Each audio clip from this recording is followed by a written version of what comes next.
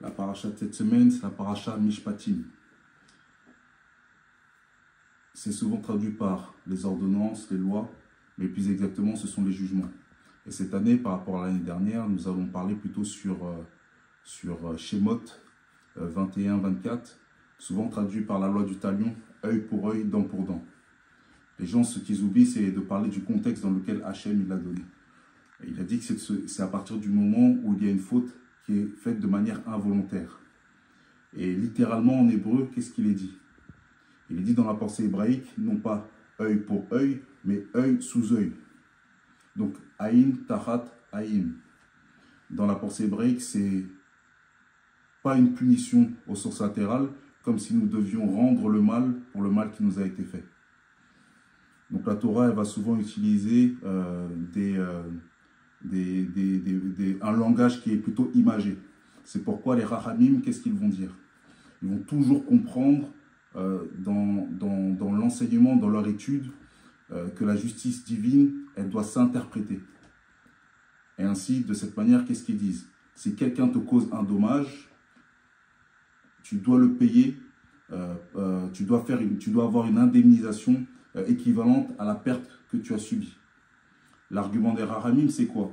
C'est que si on applique la loi de manière littérale, il y aura de l'injustice et donc forcément de la surenchère dans le mal.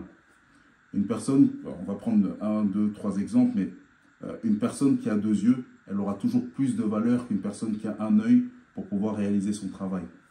Et donc si on applique la loi de manière stricte, la violence, la surenchère, l'injustice, c'est ça qui va en sortir.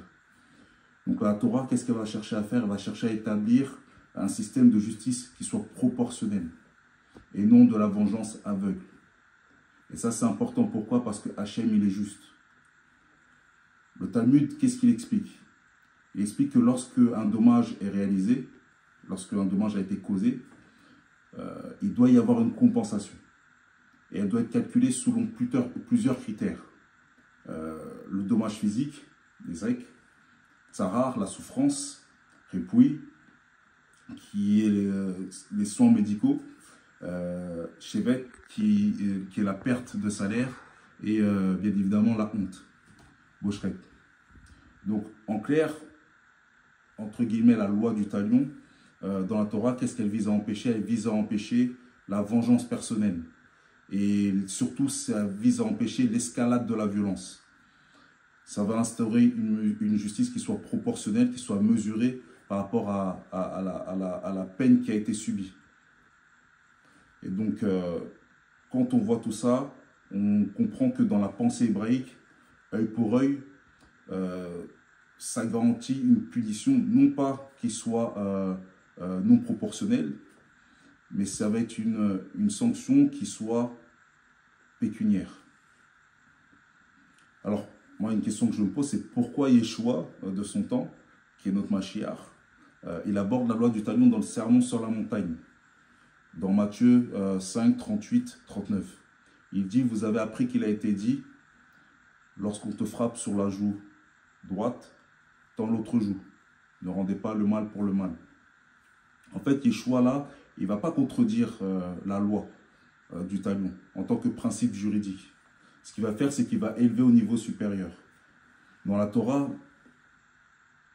la loi, elle servait plutôt à limiter la vengeance. Enfin, du moins, ce passage sert plutôt à limiter la vengeance et à instaurer une justice qui soit vraiment proportionnelle. Je répète vraiment le mot proportionnel. Mais Yeshua, qu'est-ce qu'il va enseigner? Il va enseigner une justice qui est encore plus grande, qui va au-delà. Celle de l'amour et le pardon au lieu de la vengeance. Et donc, quand il dit de ne pas résister aux méchants, ce qu'il dit en clair, c'est de ne pas accepter l'injustice sans agir, mais plutôt de ne pas répondre à la violence par la violence. En fait, il va proposer une autre voie. Et la voie qu'il va proposer, c'est plutôt celle du pardon, de la maîtrise de soi. Et c'est ça qui est important. Ça ne signifie pas qu'il faut tolérer l'oppression, hein. Ce n'est pas du tout ça. Mais c'est chercher une justice qui soit basée sur l'amour plutôt que sur la rétribution, sur la vengeance. Et donc, dans le contexte de la présence de Yeshua dans les premiers siècles, frapper sur la joue droite, donc pour enfin, frapper la joue d'une personne, c'est souvent un droitier, donc il va frapper sur la joue gauche. Et donc pour pouvoir le frapper sur la joue droite, qu'est-ce qu'il va faire? Il va devoir changer son geste.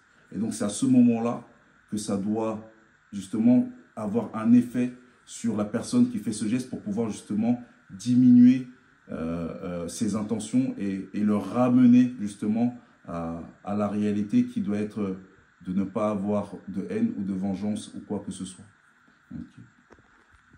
Donc le message de Yeshua s'inscrit dans la stricte lignée du passage de Vaïkra, oui, dans Vaïkra 19-18, où il est dit « Tu aimeras ton prochain », c'est traduit « Tu aimeras ton prochain comme toi-même », mais c'est « Tu voudras pour ton prochain ce que tu veux pour toi-même ». Et également dans Proverbes 25, 21, 22, où il est dit, ou du moins il est encouragé que, de faire le bien même à son ennemi, envers son ennemi. En clair, qu'est-ce que Yeshua a fait? Il ne rejette pas la justice, parce que Hachem est un Dieu juste. Voilà. Mais il invite à une transformation, non pas extérieure, mais une transformation intérieure, pour ne pas rendre le mal pour le mal. Il va mettre l'accent sur l'amour et le pardon, qui doivent primer sur la revanche, sur la vengeance. Donc, en conclusion, Yeshua, il ne nie pas la loi du talion, car elle est là, elle existe. C'est Dieu qui l'a donnée. Mais en fait, ce qu'il va faire, c'est qu'il va révéler vraiment le sens caché. Il va rentrer dans les profondeurs. Plutôt que d'exiger une stricte punition divine, une justice punitive, on va dire, il va encourager le pardon, la patience et surtout de manifester l'amour envers l'ennemi, celui qui te veut du mal, pour pouvoir transformer son cœur, pour pouvoir changer son attitude, pour qu'il puisse comprendre que te frapper ne va rien avancer.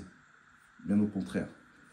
Il ne s'agit pas d'ignorer la justice, mais d'y répondre d'une manière à briser le cycle de la violence et de mener à la paix. Dieu est un Dieu juste. C'est très important de comprendre. Et exercer les jugements fait partie de rendre la justice pour Dieu.